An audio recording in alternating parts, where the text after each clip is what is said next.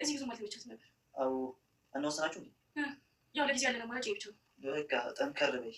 እሺ ለምን እንደሆነ አላውቅም፣ ግን የሁለታችሁ ግን ፈተና በዛበት። አዎ ያው ጥሩ ነገር ፈተና ይበዛበት። የእናንተ ግን በዛ። አቤል ምን አሉ? አንቺ ግን እየተጎዳሽ። አይ ትዳር ውስጥ እኮ እሱ ነው እኔ ነኝ የተጎዳሁት አይባልም። ያው አንዱ ከተጎዳው ሁለቱም ይጎዳሉ። እሱስ ሰው ኧረ ጉድ። ዝም ጭጭ ምለው ምንም አላቆኛል። የሰዎችን ማንነት ከሩቅ ለመመልከት እንጠቀም እንጂማ እየተደረጉ ያሉት ነገሮች በሙሉ አቶ ዮኤል ይሄ ምን ይባላል መሰለህ? በርቀት ስመለከት ምን ያክል ለመራመድ እያሰብክ እንደሆነ ተመልክቼ ደርሻለሁ ስትል ባላሰብክበት ቅጽበት መንገድህን አፈራርሽብህ ተስፋ ቆርጠህ ህይወትን እንድጠላርጋለሁ። ርብቃና አቤል እንግዲህ ከሚኖሩበት ቤት ተፈናቅለው ወጥተዋል። ነገር ግን እንግዲህ አቤል ነገር አላመንም ነበር። በድንገት እንግዲህ በር ተንኳኩቶ ከዚህ ቤት መልቀቂያ ወረቀት ደርሰዋል ከፍርድ ቤት እና በፍጥነት ቤቱን ለቀህ ውጣ ሲባል ከው ብሎ ነበር የደነገጠው። ይሁን እንጂ ለምን ከቤት ልወጣ እችላለሁ? ይህ ቤት እኮ በራሴ ስም ነው ያለው በማለትም ከወረቀት አዲስ ተብሎ ከተላከው ሰው ጋር እንግዲህ ሲከራከር ነበረ። ይሁን እንጂ ያ ወረቀት አዲስ ተብሎ የተላከው ሰውም እንግዲህ እኔ ምንም ማውቀው ነገር የለኝም፣ ችግር ካለብን ከዚህ ሰው ጋር ሄድና ተነጋገር በማለት እንግዲህ ለአቤል ወረቀቱን ከሰጠውና ካስፈረመው በኋላ ዘወር ብሎ ወደ ቤቱ ነበር የተመለሰው። ይሁን እንጂ አቤል በሁኔታው ግራ ገብት ብሎት እንዴት ሊሆን ይችላል እያለ ጭንቅላቱን ይዞ እንግዲህ ወደ ውስጥ ነበር የገባ። በሌላ በኩል እንግዲህ ርብቃ ብትዘገይም እንግዲህ ጠላቷ ማን እንደሆነ ደርሳበታለች። እንግዲህ እኔ የከፋት ጥግ ልወቅ ብዬ ነው እንጂ ጠላቴ አንተ እንደሆንክ በግልጽ አውቃለሁ። ግን ደግሞ እስኪ የክፋትን ጥግ አሳየኝና ደርሻለሁ፣ እውነት ተሳክቶልኛል ብለህ ስታስብ እኔ ፊት ለፊትህ መጥቼ ግጭ እላለሁ። ያኔ አሸነፍኩ ስትል ትሸነፋለህ። በአሁኑ ምንም ነገር አላደርግም፣ የፈለግከውን ነገር ማድረግ ትችላለህ፣ ፈቅጄልሃለሁ በማለት እንግዲህ ርብቃ ከራሷ ጋር ስትነጋገርና ስትፎክርም ነበረ። አቤል እንግዲህ እንደተለመደው ዛሬ የርብቃን ሲያናግራት አላስፈላጊ ነገሮችን አይቶባታል። እንዲሁም ደግሞ ቁጣ ነበር የሚላት ሲመልስላት፣ ርብቃ ደግነሽ ወይ ብሎ እንግዲህ ስጠይቃት እንደተለመደው በጸባይ ተመልሳለች ብሎ ነበር የጠበቀው። ነገር ግን አቤል ያልጠበቀው ነገር ስለሆነ ይህችን ነፈስ ዛሬ ደግሞ ማን ነው አይዞሽ ጎበዝ ጀግና ያላት እንዴት ነው እንደዚህ ልታናግረኝ የቻለች በማለት እንግዲህ እየጠረጠረም ነበረ። ይሁን እንጂ እንግዲህ ርብቃ ቤቱን ለቀን ልንሄድ ነው ካላትም በኋላ ምንም ችግር የለውም አቤል፣ እኛ የምንሄድበት ቦታ አለን ለተወሰነ ጊዜ፣ እንደውም እኮ አጎቴ ለምንድን ነው ባልሽን የማታስተዋውቂኝ እያለ ሲጨቀጭቀኝ ስለነበረ እንደውም ጥሩ አጋጣሚ ሆኖልናል፣ ለተወሰነ ጊዜ ከሱ ሄደን መቆየት እንችላለን፣ ከዛም በኋላ ደግሞ ተመልሰን እንመጣለን በማለት አቤልን እንዲረጋጋና እንዲጽናና እያደረገችው ነበረ። የጓደኝነት ጥግን የምታሳየው ርች እንግዲህ በማንኛውም ነገር እኔ ከጎንሽ ነኝ ርብቃ፣ ግን ደግሞ ገጠር ከምትሄዱ ለምንድነው ወደ ቤተሰቦች ቤት የማትሄጅ በማለት እንግዲህ አዋይታት ነበረ። ርብቃ ደግሞ እንግዲህ ወደ ቤተሰቦቹ ቤት መሄድ አልፈለግም በማለት ነበር የመለሰችው። በሌላ በኩል እንግዲህ መታሰቢያ እንደምን ብለው ከዛ ቤት ስለወጡላትና ልጃቸውም ስለወረደ ተደስታ ነበር የተገኘችው። አዩም እንግዲህ ለራሱ ጥቅም ሲል እንግዲህ እያስመሰለና እየተጠቀመባት ይገኛል። መቲ ግን አዩ እንደማይወዳትና እንደማያፈቅራት ስታውቅ ምን ልታደርግ ትችላለች? በእርግጠኝነት ትበቀላለች እንጂ መታሰቢያ እንዲህ በቀላሉ እንደተጫወተባትማ የምትተው አይመስልም። ሆኖም እንግዲህ ያዩ ዕጣ ፈንታ ወደ ቤት ምን ሊሆን ይችላል? ከቤተሰቦቹም ሊባረር ስለሚችል ሁሉ ነገር የተደበቁትም ስለሚወጡ፣ በሌላ በኩል ደግሞ መታሰቢያ መሆኑን ካወቀች በእርግጠኝነት በአሁኑ እንደማትፈልገው እርግጥ ነው።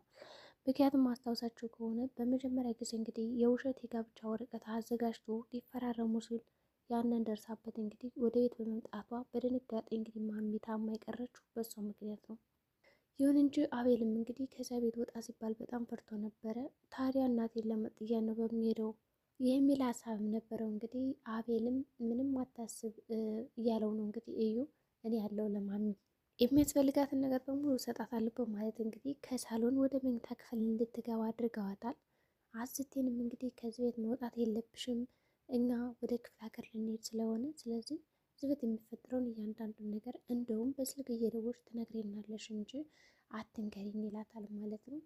አስቴ እንግዲህ እሺ ብላ ብትስማማም ግን ደግሞ ርብቃ እኛ ከዚህ ቤት እስካንሆን ድረስ እኛ ስለሆነ ያመጣንሽ እዚህ ቤት ሰራተኛ የሆንሽውም በእኛ ምክንያት ስለሆነ ስለዚህ እኛ ከሄድን ደግሞ እጅም ወደ ቤተሰቦች ቤት መመለስ ነው እንጂ ያለብሽ ከዚህ ምንም የምትቆይበት ምክንያት የለም በማለት ሰራተው ስራዋን እንድታቆም ነግራን ነበረ። ነገር ግን አጅሬ ደግሞ አቤል ርብቃ ከመናገሯ በፊት ከዚህ ሁኝና ሁሉን ነገር ንገሪኝ ብሏታል። እንግዲህ አዝቴ ሁሉን ነገር እንድትንከባከብ ነበር የፈለጉት። ነገር ግን ርብቃ ያንን ስራ ስታዛት ወዲያውኑ ደግሞ በቃ ችግር የለውም ሂጂ ትላታለች ማለት ነው።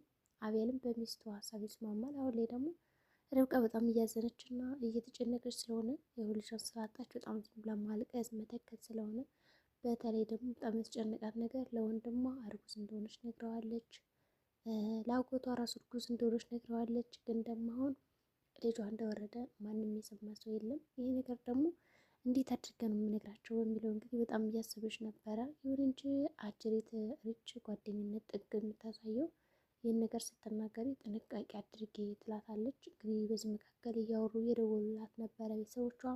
በአጋጣሚ እንግዲህ ብሩክ ይደውልላታል። እሷም ወንድሜ እንዴት ነው ሰላም ካለችው በኋላ እንግዲህ አጎቴ እኮ ነይ አስታውቂ ባለቤትሽን ብሎኝ ነበር እና ወደ እሱ ልሄድ ነው ትለዋለች። እንግዲህ ወንድሙ ይፈቅድላታል። አቤልን ጥለሽ ነው የምትሄጂ እንደ ብሎ ሲያማክራት አይዤው ነው የሚሄደው በአሁኑ ፈቃደኛ ነው ለመሄድ ትለዋለች። እንደዛ ከሆነ በቃ መልካም ጉዞ ብሎ ምኞቷን ገልጾላት ያው ራሷን እንድትጠብቅ ከነገራትም በኋላ ይወጣል ማለት ነው። እሷም እንግዲህ ትዘጋጃለች። ግን ደግሞ በጣም እንደፈራች አስታውቃል። ምክንያቱም እርጉዝ ናት ብለው እንግዲህ ሲያስቡ እነሱ ደግሞ አላረገዘችም። ይህ ነገር አስጨንቋታል። በሌላ በኩል እንግዲህ ሻንጣዋን እየሰበሰበች ነበር። ሪችም እያገዘቻት ነው። እንግዲህ ወደ ሳሎን መታም እንግዲህ ልብሷን እያሻከፈቻት ነበረ። እንደምንም አድርጋ እንግዲህ ልብሷንም ማሸካክፋት ነበር የወጣችው። እንግዲህ ወዲያውኑ አዝቲም ለመታሰቢያ ደውላ ውጭ ተብያለሁ እንዲህ ላርግ ብላ ስትነግራት ምንም ችግር የለውም ነይና የተወሰነ ጊዜ ከኔ ጋር ትቆያለሽ፣ ከዛ በኋላ ደግሞ መፍትሄ እንፈልጋለን ትላታለች። እሷም እንግዲህ በሀሳቧ ተስማማና ወደ መታሰቢያ መኝታ ክላስ ወይም ደግሞ ወደ ቤቷ ለመምጣት ታስባለች። ይሁን እንጂ ከመጣችም በኋላ እንግዲህ አዩ ርብቃና ወንድሙ ከዛ ቤት ሊወጡ ስለሆነ ተደስቷል። ለመታሰቢያ ሊወጡ ነው ብሎ እንግዲህ የደስደስ ሊያበስራት ነበር የሞከረው። እሷም እንግዲህ ደስ ብሏት ነበረ። ነገር ግን አቤል ጥያቄ ፈጥሮበታል። ቆይ እዚህ ቤት ልንወጣ እየተፈለገው እኔና ርብቃ ብቻ ነን ለምን የሚለው ጥያቄ ፈጥሮበታል። እንደገና ደግሞ ለምንድን ነው በእኔ ስም ነበረ እኮ ቤቱ ብሎ ሲጠይቃት ርብቃ አይ በአንተ ስም አይደለም ማሚ እኮ በእኔ ስም አዞረዋለች ትለዋለች። እንግዲህ የቤቱን ካርታና ፕላን ግን ደግሞ አይ እንደዛ አይደለም በማለት እንግዲህ ወረቀቱ እንዲያሳያት ታደርገዋለች። ከዛ ፎርጅድ ነው ለካ የተሰጡት። ስለዚህ እሷ ደግሞ መለስ ብላ አስታወሰች እና አቤል ወረቀቱን ሲፈልገው እንደነበረ ስላስታወሰች ወረቀቱን ማንበብ ነው የጀመረችው። እንግዲህ አቤልና ርብቃ ሁኔታው ግራ ቢያጋባቸውም እዛ ቤት የሚወጡበት ነገር እንዲሁም ደግሞ ወረቀቱ ላይ የሆነች የማያውቋት የሰው ስም ስለተጠቀሰ ግራ ግብት ብሏቸው ነበረ። እንግዲህ አየው አስመሳዩም ያው ልክ እንደማያውቅ ሰው ሆኖ ነበር ያነበቡ እንግዲህ የተሰጠውን ካርታና ፕላን።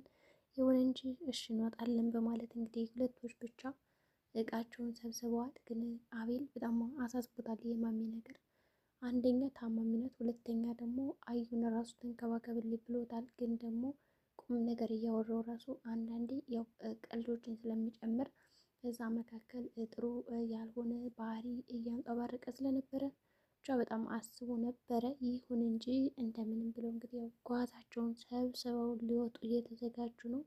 በዚህ መካከል እንግዲህ ርብቃ ወደ ሳሎን መታ ቁጭ ትላለች። ወደ ሳሎን መታ እንግዲህ ከአዩ ጋር በጣም ሲከራከሩ ነበረ። ሰላም ሲላት ሰላም ነው ትለዋለች።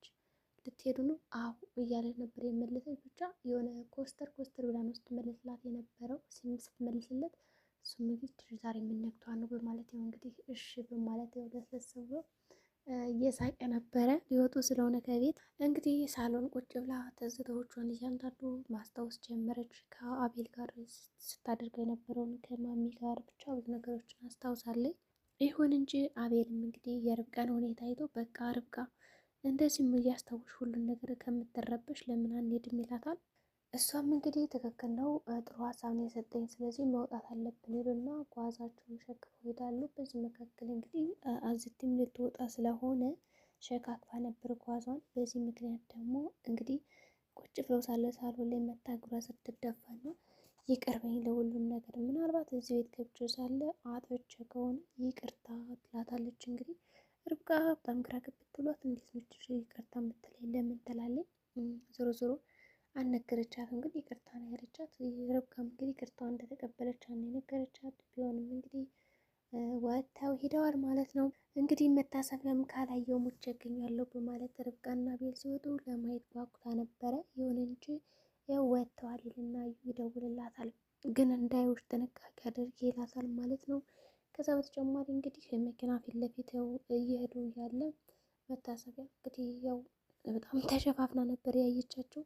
ለምን እንደሆነ ባይታወቅም ከአቤል እና ከርብቃ ፊት ለፊት ሂዳ ገጭ ብላባቸዋለች። አቤል እና ርብቃ መኪና ውስጥ እንግዲህ እየሄዱ እያለ እግራ ከብት ብሏቸው ገጨናት እንዴ እስከ ማለት ደረጃ ደርሰው ነበር የተነገጡት። ሆኖም እንግዲህ ያው አልገጯትም።